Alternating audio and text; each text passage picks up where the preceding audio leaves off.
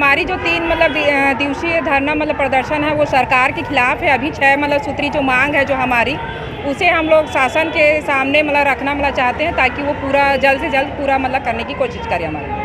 क्या मांगे? तो पहला है मान्य दे हम लोगों को लागू मतलब करना मतलब चाहिए। दूसरा है खाद्यान्न भंडारण में जो सुखद है 3% का हम लोग का वो है। और तीसरी है मतलब कमीशन की राशि। चौथा कमीशन की राशि सीधे संचालक के खाते में जाना चाहिए।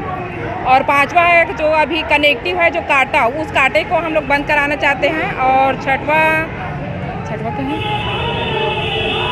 भंडारण जो है वो सुखद राशि वाला।